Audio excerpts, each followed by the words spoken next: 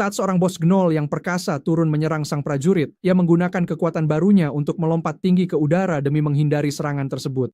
Dengan kecerdikannya, ia memanfaatkan lompatan yang sama untuk menendang dirinya langsung ke arah bos Gnoll itu, menancapkan pedangnya tepat ke mata sang monster. Melihat bahwa pertarungan belum usai, sang prajurit memanggil pedang lain dan kembali melompat dengan gagah. Lalu di tengah keramaian para prajurit lain di sekitarnya, ia bersiap memberikan pukulan penutup. Tapi bagaimana kita bisa sampai di sini? Pada hari yang tampak biasa-biasa saja, orang-orang berkumpul di arena kejuaraan dunia, bersemangat untuk menyaksikan pertarungan final para pemain profesional. Saat semua orang mulai duduk, bintang utama acara pun muncul, MVP dari kejuaraan dunia ke-6 dan ke-7. Dia adalah Lee Tai-ho, atau setidaknya itulah nama yang dulu mereka panggil. Para barbar yang kini mengelilingi Lee memperhatikan bahwa namanya cukup aneh, pakaiannya juga terlihat asing dan tubuhnya sangat kecil. Dua orang yang paling banyak berkomentar tampaknya saling mengenal. Yang botak memanggil yang lain sebagai orang kasar karena dialah yang telah membunuhnya. Pria berambut merah itu tertawa, dan tampaknya mereka akan segera bertarung. Sesuatu yang nyaris tidak dipahami Lee, tapi dia tahu bahwa sebaiknya dia menyingkir sebelum keadaan menjadi sangat buruk baginya. Namun tiba-tiba mereka saling menggenggam tangan, dengan si rambut merah senang mengetahui bahwa dia benar-benar mengirimnya ke Valhalla. Yang botak mengatakan bahwa itu memang pertarungan yang hebat, tapi melihatnya di sini berarti dia mati setelah itu, kan? Pria berambut merah itu mengakui bahwa dia dikalahkan oleh seorang anak dengan 5 kepang. Dia berteriak, "Ayah," saat menusuk perutnya. Pria botak itu mengenali orang itu adalah anaknya. Sungguh sebuah kehormatan. Saat mereka terus saling memuji, Lee menjadi seperti patung es, bertanya-tanya bagaimana dia bisa berakhir di tempat ini. Untuk mengetahuinya, kita harus mundur sedikit. Dia hampir saja memenangkan kejuaraan dunia untuk ketiga kalinya berturut-turut ketika tiba-tiba dia jatuh menelungkup ke keyboard dan benar-benar mati saat itu juga. Dari semua cara mati, itu sebenarnya cukup biasa saja dan dia pun menyadarinya sambil mengutuk kenyataan ini karena bukan mimpi. Seorang wanita di dekatnya yang tampaknya cukup dikenal di sini menjelaskan bahwa Lee adalah seorang juara, orang yang memenangkan setiap duel dari puluhan pertarungan. Para pejuang di sekitarnya bersorak untuknya, memanggilnya Raja Duel, dan mereka semua ingin menantangnya. Lee hanya menatap, lalu teringat bahwa nenek sihir inilah yang membawanya ke sini. Setelah memutar ulang sekali lagi, setelah jiwa Lee meninggalkan tubuhnya, sang pemandu turun kepadanya dan mengatakan bahwa karena ia kehilangan nyawanya setelah pertempuran yang gemilang, takdirnya adalah ikut bersama sang pemandu. Lee bertanya, kemana ia akan dibawa? Apakah itu neraka, surga, purgatorium, atau reinkarnasi? Sebelum ia sempat mendapat jawaban, sang pemandu meraih tangannya dan menariknya ke atas, akhirnya menjawab pertanyaan terakhirnya sebelum mati. Ia akan pergi ke Valhalla. Begitulah cara ia sampai di sini, ke alam baka dalam mitologi Nordik, tempat yang hanya bisa didatangi jika kau mati sebagai seorang pejuang. Melihat ekspresi bodohnya, tampaknya ia mengira Lee adalah seorang pejuang hebat. Jadi Lee pun menjelaskan bahwa dirinya bukanlah seperti itu. Dia adalah seorang gamer, seseorang yang bermain game. Sang pemandu mengira itu berarti bertarung atau berduel, yang tidak bisa sepenuhnya dia sangkal, jadi dia menyerah dan meminta untuk dibawa kembali. Namun sebelum dia bisa melakukan apapun, sebuah terompet ditiup oleh angin, tanda serangan musuh. Para prajurit berteriak dan bersorak dengan gembira, lalu menyerbu ke arah gerombolan yang datang, yang tampaknya dipenuhi oleh Gnoll yang kelaparan.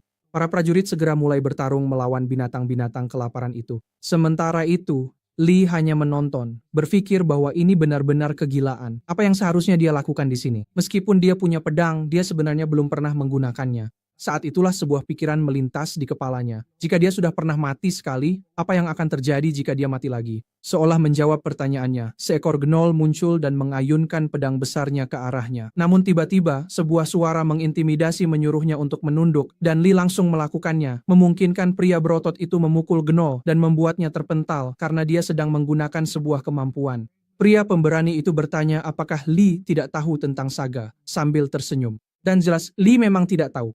Pria pemberani itu menjelaskan bahwa datang ke Valhalla berarti seseorang telah melakukan sesuatu yang dikenal luas semasa hidupnya. Di sini bisa pencapaian-pencapaian itu menjadi kekuatan, dan yang semakin terkenal seseorang semakin kuat pula saga miliknya. Lee memikirkan pencapaiannya, dan terus berpikir dan berpikir.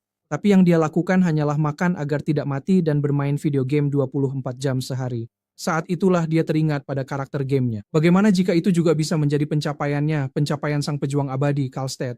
Saat memikirkannya, Lee tiba-tiba dipenuhi kekuatan mistis yang membuatnya terkejut, tapi bukan dengan cara yang buruk. Sang pemberani senang karena ternyata dia benar-benar memiliki sebuah saga. Saat ini seharusnya dia bisa melihat huruf-huruf cahaya di depannya. Dia tidak mengenal huruf-huruf ini, tapi bisa memahaminya. Rasanya seperti penerjemah gambar. Dia bersiap-siap saat sang pemberani menatapnya. Lee berpikir bahwa gelar pejuang abadi itu milik Kalstedt.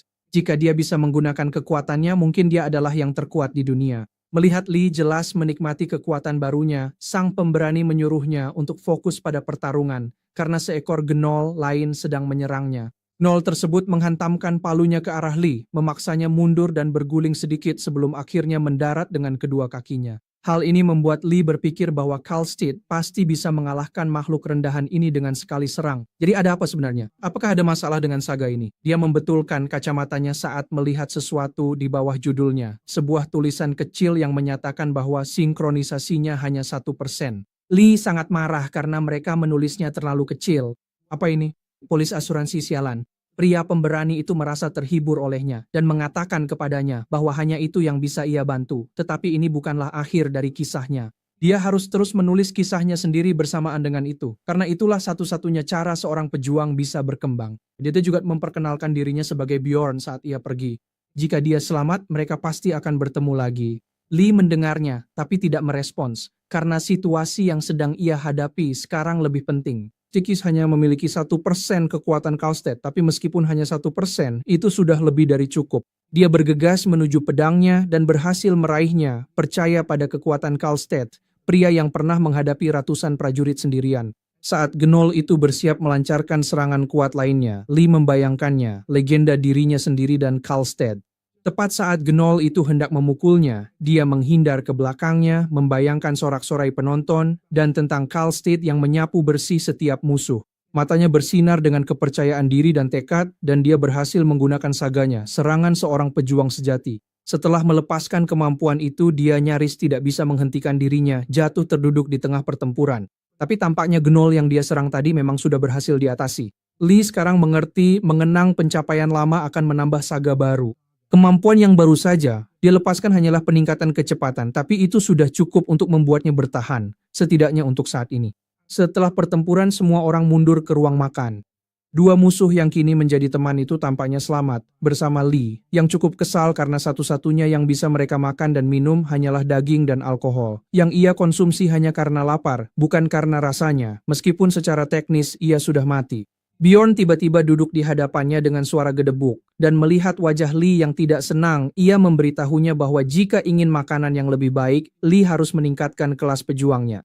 Ini adalah perjamuan terendah, tempat para pejuang kelas paling rendah dan pendatang baru berkumpul, itulah sebabnya makanannya bisa dibilang sangat biasa saja. Lee bertanya apakah dia seorang pejuang kelas rendah, membuat Bjorn tertawa karena dia hanya turun untuk menemuinya sebentar. Lee berterima kasih padanya karena telah memberitahunya tentang saga-saga itu. Jika bukan karena dia, Lee pasti sudah mati. Saat itulah pertanyaan itu kembali muncul di benaknya dan ia mengucapkannya dengan lantang. Apa yang terjadi jika mereka mati di sini? Bjorn menjelaskan bahwa mereka yang mati di sini akan dipindahkan ke dalam prajurit baja. Mereka tidak merasakan sakit atau lapar dan bisa bertarung selamanya. Cara yang luar biasa untuk merasakan pertempuran sejati. Lee merasa itu sama sekali tidak luar biasa. Itu pada dasarnya adalah peti mati baja, memaksanya untuk terus berjalan meskipun dia sudah mati. Apapun yang terjadi, dia tahu bahwa dia tidak boleh mati, sama sekali tidak boleh mati. Bjorn mengalihkan perhatiannya dari suasana suram dengan memberitahunya bahwa afiliasinya akan segera ditentukan, yang langsung ditanyakan Lee karena ini pertama kalinya ia mendengarnya. Bjorn memberitahunya bahwa itu akan segera dimulai, sambil menunjuk ke arah seorang wanita yang memasuki aula. Wanita itu telah menyaksikan semua prestasi mereka hari ini, dan sekarang dia akan memberitahu mereka ke legiun mana mereka akan bergabung untuk selamanya. Lee berpikir bahwa wanita ini pasti seorang Valkyrie, dan Bjorn memperkenalkannya sebagai Putri Odin, Regin Life, yang lahir dari darah paling mulia. Dia memerintahkan semua orang untuk melihat ke dalam cawan mereka. Mereka akan melihat nama-nama orang yang akan mereka percayai dan ikuti mulai sekarang. Bjorn kemudian menjelaskan bahwa mereka semua termasuk dalam legiun dewa-dewa Asgard. Namanya memang panjang tentu saja. Tapi dia akan mendapatkan kekuatan yang lebih besar lagi dari dewa yang memilihnya. Lee hanya tahu tentang Odin dan Thor, dan itu pun hanya karena seorang dewa perang tertentu. Tapi kalau dia bisa mendapatkan kekuatan, setidaknya dia ingin dewa yang kuat. agar bisa bertahan hidup dengan lebih baik. Setelah acara itu, yang pada dasarnya seperti pemilahan topi, Lee tampak sedang berjalan santai di sungai bersama seorang wanita berambut merah, sambil berpikir bahwa seharusnya ini adalah legiun para dewa. Jadi kenapa hanya dia yang ada di sini? Wanita itu berpikir bahwa dia memang seperti ini sejak awal dan menyuruhnya untuk tidak khawatir. Legiun mereka juga punya kelebihan, seperti tidak ada yang mengomel dari atasan dan tidak ada yang bertengkar dari bawahan. Rasanya seperti surga, bukan? Lee mengira dia sedang bercanda. Tapi benarkah dia satu-satunya di Legiun Idun? Begitu mereka mendapatkan jawaban di cangkir mereka, semua orang bersorak, ada yang pergi ke Thor, ada yang ke Tyr, dan seterusnya, semua nama yang terkenal. Tapi Lee Swanda menggaselid miliknya. Dia menatap Bjorn yang tampak kalah dan muram, bahkan menyuruhnya untuk tetap kuat. Setelah itu mereka semua pergi untuk dikelompokkan, dengan para Valkyrie memanggil setiap legiun. Lee mencari-cari Idun karena dia belum mendengar ada yang memanggilnya. Tapi saat itulah dia mendengar bisikan tentang itu dari seorang Valkyrie yang tampaknya lebih tertarik membersihkan telinganya daripada berada di sini. Lee perlahan mendekat dan mengatakan bahwa dia berada di Legiun Idun, yang membuat Valkyrie itu melompat kegirangan, benar-benar terkejut karena mereka kedatangan anggota baru. Lee menahan napas saat dia mendekatinya, sepertinya karena dia tidak ingin menegakkan tenda di depannya. Pada saat itu dia memperkenalkan dirinya sebagai Heda, dan sekarang Lee bertanya apa sebenarnya yang mereka lawan dan mengapa mereka bahkan berperang. Heda mengangkat tangannya dan berkata bahwa dia akan menjelaskan sebelum memunculkan peta dunia di depannya. Mereka berada tepat di tengah, di Asgard, dan di bawah kedalaman terletak Muspelheim. Dari sana, para raksasa, dewa jahat, dan binatang buas terus-menerus menyerang. Lee penasaran dengan bagian merah di antara mereka yang Heda sebut Eren. Itu sudah jatuh, dan sekarang merekalah garis depan. Mereka sedang berperang melawan musuh yang pada dasarnya ingin menghancurkan seluruh dunia. Lee kemudian kembali memikirkan sesuatu berkat seorang dewa perang tertentu. Apakah peristiwa ini disebut Ragnarok? Heda terkejut dia tahu dan membenarkannya. Mereka adalah bagian dari Ragnarok, pertempuran untuk nasib dunia. Secara lebih megah, mereka sedang menyelamatkan dunia. Tapi sejujurnya Bopitz mereka hanya berjuang untuk bertahan hidup. Lee menebak dari sini bahwa mungkin saja melakukan perjalanan antar dunia yang berbeda. Apakah itu berarti mungkin dia bisa kembali ke dunia asalnya? Akhirnya, setelah mendayung melewati gua yang lembab, mereka tiba di kuil Idun. Karena mereka adalah satu-satunya prajuritnya, Heda menyarankan mereka untuk memberikan penghormatan. Lee terkejut dengan bangunan batu di tempat ini dan bertanya apakah mereka benar-benar akan bertemu seorang dewi di sini. Heda menjelaskan bahwa tidak secara langsung, lebih dari kejauhan, karena sang dewi tinggal di alam yang lebih tinggi dari mereka. Untuk menghubunginya, Heda memberikan Lee sebuah apel emas, memintanya untuk menjatuhkannya ke tanah. Lee mengikuti instruksi itu, dan tiba-tiba cahaya terang menyelimutinya, hangat dan menenangkan saat Idun muncul, dewi kehidupan dan masa muda, yang mengisyaratkan Lee untuk mendekat. Lee benar-benar terpesona, dan sesuatu di dalam hatinya membuatnya langsung membungkuk hormat. Seolah-olah naluri yang selama ini tertidur baru saja terbangun. Dia meletakkan tangannya di atas Lee dan memberkatinya, melindungi tubuhnya dari bahaya maut. Begitu Lee mendapat berkah, ia mendapatkan kembali kekuatan masa mudanya. Sakit punggung kronisnya, carpal tunnel akibat menjadi pro-gamer, leher kaku, gangguan pencernaan, semuanya telah sembuh. Iden tak bisa menahan senyum dan mengatakan bahwa dia menantikan kontribusi Lee di masa depan.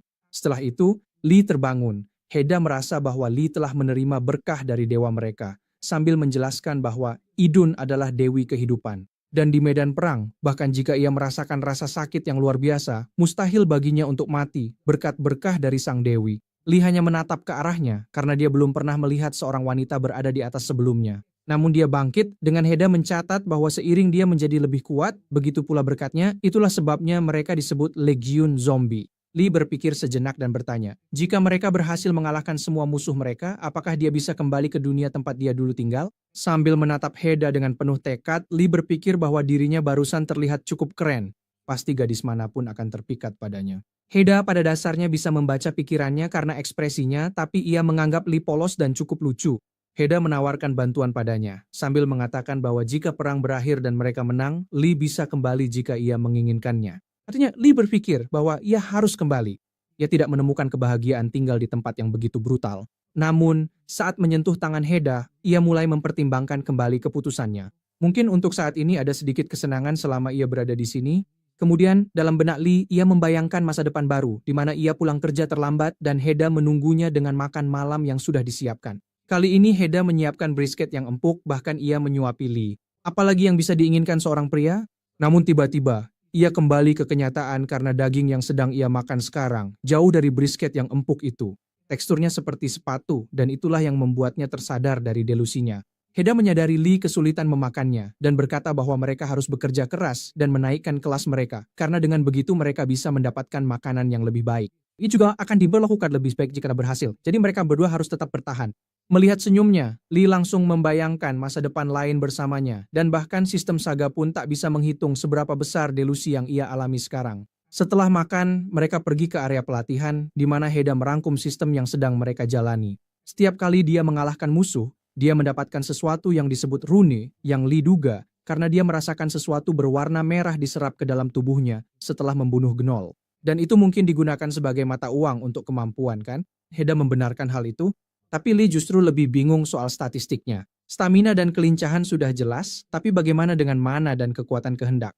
Heda menjelaskan bahwa mana memperkuat sihir dan pertahanan sihirnya, sementara kekuatan kehendak meningkatkan konsentrasi dan ketahanan mental. Lee ingin tahu lebih banyak, tapi menerima penjelasan yang agak kasar ini, lalu bertanya apakah Saga bisa diperkuat dengan mana.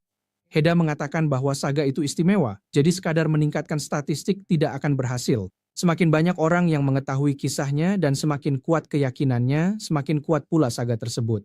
Terkadang sebuah saga bisa menjadi lebih kuat daripada kenyataan yang sebenarnya, seperti bagaimana kisah menangkap ular besar berubah menjadi legenda tentang mengalahkan naga legendaris. Saga para prajurit kelas rendah biasanya sederhana, kebanyakan hanya berkisar pada menjadi lebih kuat. Hal itu sendiri juga sudah luar biasa, tetapi sayangnya masih belum cukup untuk menjadi sebuah saga sejati. Saga adalah perwujudan legenda, jadi efeknya benar-benar bisa sangat beragam dan unik. Beberapa bisa menciptakan senjata, berubah bentuk, atau bahkan memanggil pasukan. Namun dia harus mengingat satu hal. Kekuatan untuk membangkitkan dan mengembangkan sebuah saga sepenuhnya ada di tangannya. Lee tahu apa yang sedang ia bicarakan. Ceritanya milik Kalstead, legenda sang ksatria naga.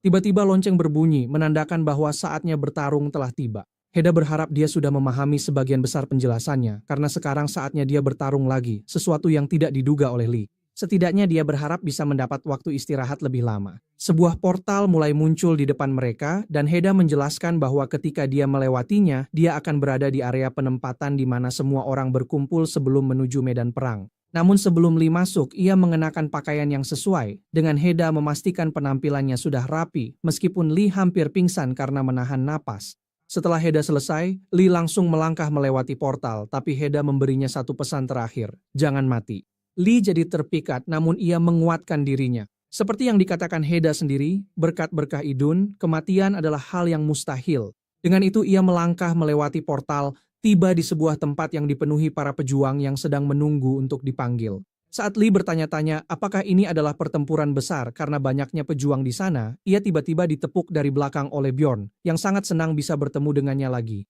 Bjorn memperhatikan bahwa kini ada kilau tertentu di mata Lee. Apakah Valkyrie-nya terlihat seperti seorang kecantikan giok mungkin? Bjorn tak bisa menahan tawa melihat reaksinya, karena semua Valkyrie memang cantik. Sudah sewajarnya dia merasa seperti itu. Tapi sebaiknya dia segera mencari legionnya.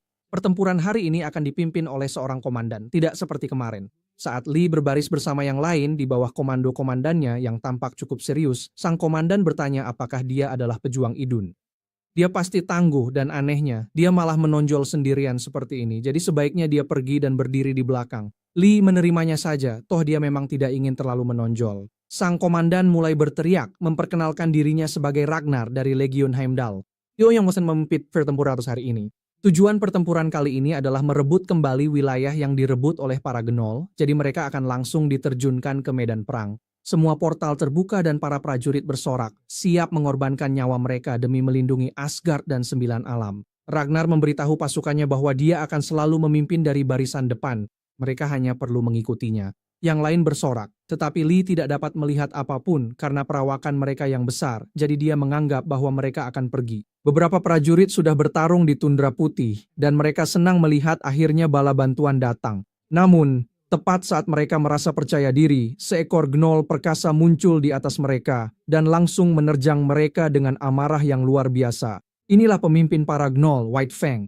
Para prajurit tertegun, sampai-sampai mereka semua berhenti bergerak, berpikir bahwa dia 6, mungkin 7 kali lebih besar dari Gnoll biasa. Namun tiba-tiba, Ragnar dan timnya muncul di belakang sang bos. berteriak dan bersorak tentang kejayaan, sesuatu yang tampaknya tidak disukai oleh White Fang. Satu-satunya hal yang bisa mereka lakukan sekarang hanyalah menatap saat dia mengayunkan palunya, membuat mereka terpental ke segala arah, kecuali Li yang datang terakhir. White Fang mengaum ke arahnya, hampir membuat jantungnya berhenti berdetak. Namun Li lebih fokus pada orang yang menempatkan portal di sini, karena dia ingin berbincang sangat ramah dengan mereka. Tapi lupakan itu. Saat pertarungan legendaris antara White Fang dan Li dimulai, dia menenangkan dirinya, menganggap makhluk di depannya sebagai bos dalam game, meskipun makhluk itu nyata seperti apapun. Namun untuk saat ini, dia hanya akan fokus pada palu perang raksasa itu, yang pasti beratnya sekitar 40.000 pon. Dia tahu tidak mungkin dia bisa menahan serangan dari palu itu, apalagi dengan perisai sekecil itu. Dia memutuskan untuk membuang perisainya dan menggunakan semua rune untuk kelincahan agar dia bisa bergerak dengan gesit. Dengan ini, saat White Fang mengayunkan palu perangnya ke arahnya, dia bisa melihat gerakannya dan dapat menghindar.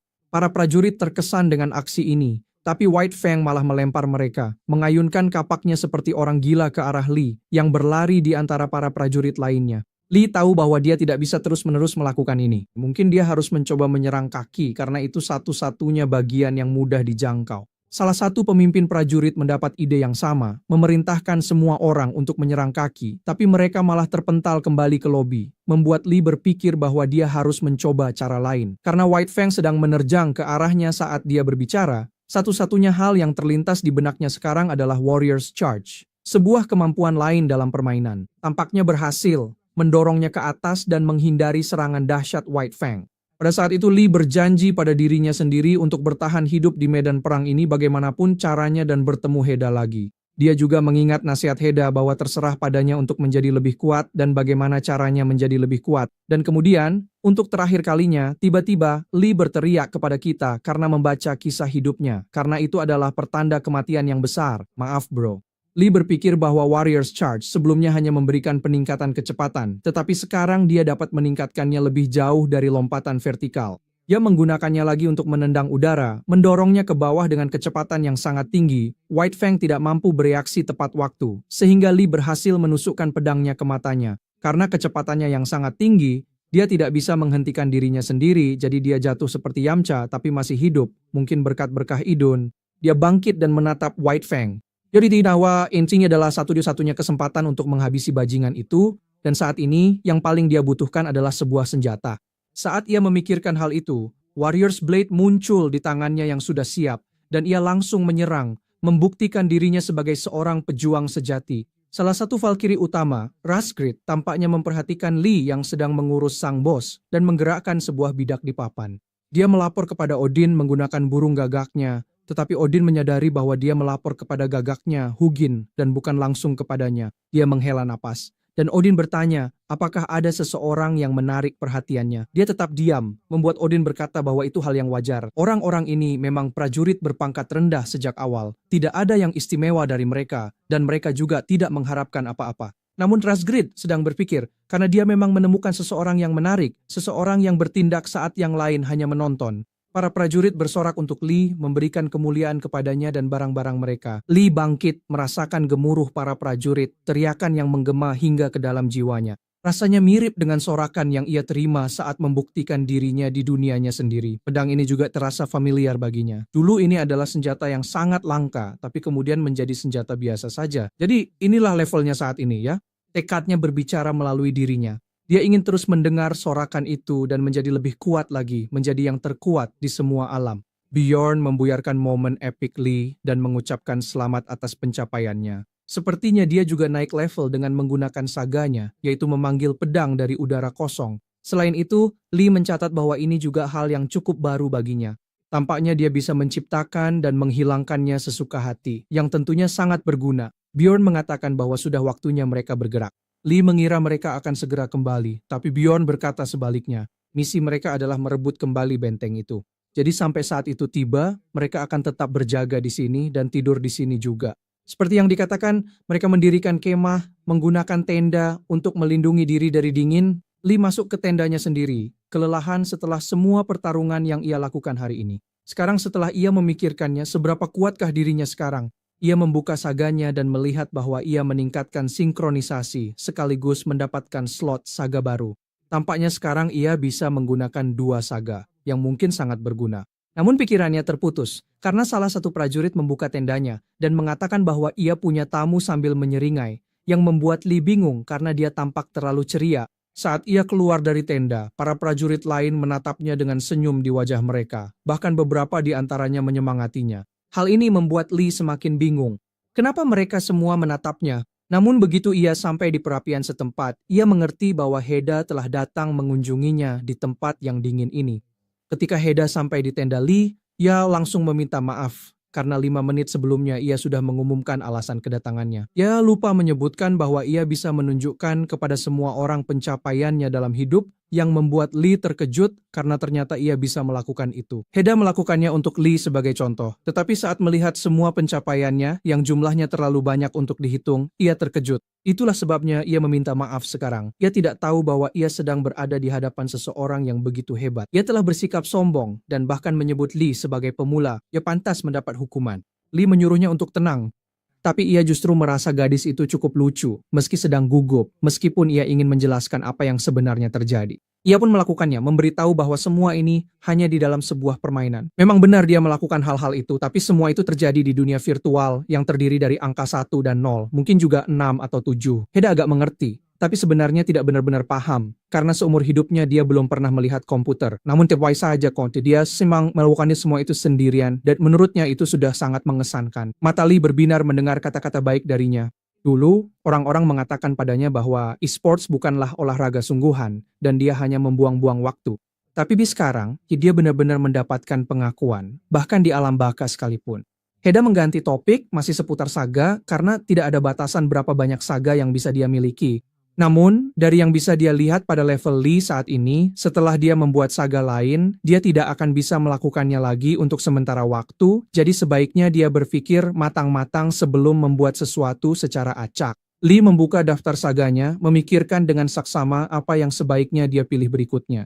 Jika dia merangkum saga yang dimilikinya saat ini, semuanya berkaitan dengan Karlstad, tapi hanya berupa buff. Jadi dia benar-benar membutuhkan skill serangan. Namun dia teringat satu hal, mata naga yang bisa menembus segalanya, mata naga maha melihat. Dia mematerialisasikannya di dunia ini, membuat ekspresi yang bahkan membuat Heda merasa merinding. Tapi Heda menebak bahwa dia telah mengambil keputusan yang tepat. Lee memastikan bahwa saga ini adalah kemampuan untuk melihat sesuatu seperti yang dia lakukan di dalam game. Pada dasarnya bisa melihat setiap detail tentang semua orang. Sayangnya bagi dirinya, atau mungkin justru beruntung, surga telah memberkahi kemampuannya dengan lebih dari sekadar melihat statistik. Dia juga bisa melihat tembus pakaian, dan apa yang dia lihat membuat kepalanya seperti meledak dalam kabut merah muda, mengejutkan Heda. Setelah membalut kepalanya, Heda bertanya apakah dia baik-baik saja karena kepalanya tampak seperti meledak. Lee memastikan bahwa dia baik-baik saja, tapi dia hampir saja mati. Dia melihat terlalu banyak untuk seorang manusia biasa seperti dirinya. Heda mengatakan bahwa sudah waktunya dia pergi, tapi sekarang setelah dia mengerti betapa luar biasanya Lee, dia yakin Lee akan menjadi sangat kuat. Dia memeluk Lee, menganggapnya sebagai jimat keberuntungan bagi legiun mereka. Namun kontak fisik itu ditambah dengan apa yang dia lihat sebelumnya membuat Lee kembali meledak baik di dalam maupun di luar. Tak lama setelah Heda pergi, seorang pria berambut hijau mendekati tenda Lee dan bertanya apakah dia sedang senggang. Lee yang kini telah melindungi dirinya dari kontak lebih lanjut dengan lawan jenis dalam momen kejernihan, bertanya ada apa. Pria berambut hijau itu memperkenalkan dirinya sebagai Rolf, seseorang dari Legiun Uller. Seorang prajurit dari divisi Siri akan bergabung dengan divisi Ragnell, dan karena semua orang sedang berkumpul di markas divisi mereka, dia datang untuk menjemput Lee. Lee memutuskan untuk menganalisisnya, melihat bahwa dia memiliki julukan pemburu serigala. Namun dia juga melihat sesuatu yang sebenarnya tidak ingin dia lihat, yaitu Solid Snake-nya. Dia mematikan penglihatan sinar X, berjanji untuk tidak menyalakannya lagi kecuali benar-benar sangat membutuhkannya. Mereka berdua keluar, langit tampak hijau nan indah. Dan Rolf mencatat bahwa dia cukup iri padanya karena didatangi oleh seorang Valkyrie. Dia juga sangat terkesan karena itu terdengar sangat keren. Lee menebak bahwa itu seperti seorang selebriti mampir untuk menemuinya. Tampaknya menjadi bagian dari Legiun Idun tidaklah buruk. Lee juga bertanya kepada Rolf apa berkah dari Legiun Ular. Dia menjelaskan bahwa itu adalah kemampuan menghilang dan melacak. Hanya satu yang terbuka di awal, dan yang lainnya akan terbuka nanti. Dia memilih kemampuan menghilang, misalnya, sesuatu yang menurut Lee sangat keren. Rolf melanjutkan, menyebutkan bahwa melacak secara harfiah adalah kemampuan untuk mengikuti jejak target. Bahkan jejak sekecil apapun sudah cukup untuk mulai melacak. Setelah mereka tiba di tengah, Hrolf memberitahu kapten bahwa ia membawa Lee, yang terkejut saat melihat bahwa kapten itu adalah seorang wanita. Ini adalah pertama kalinya dia melihat seorang wanita di sini yang bukan seorang Valkyrie, jadi dia memperkenalkan diri dengan canggung. Wanita itu sudah mengenalnya. Dialah yang menjatuhkan bukit kecil yang cukup besar itu. Senang bertemu dengannya. Lee tiba-tiba merasakan aura yang sangat kuat darinya.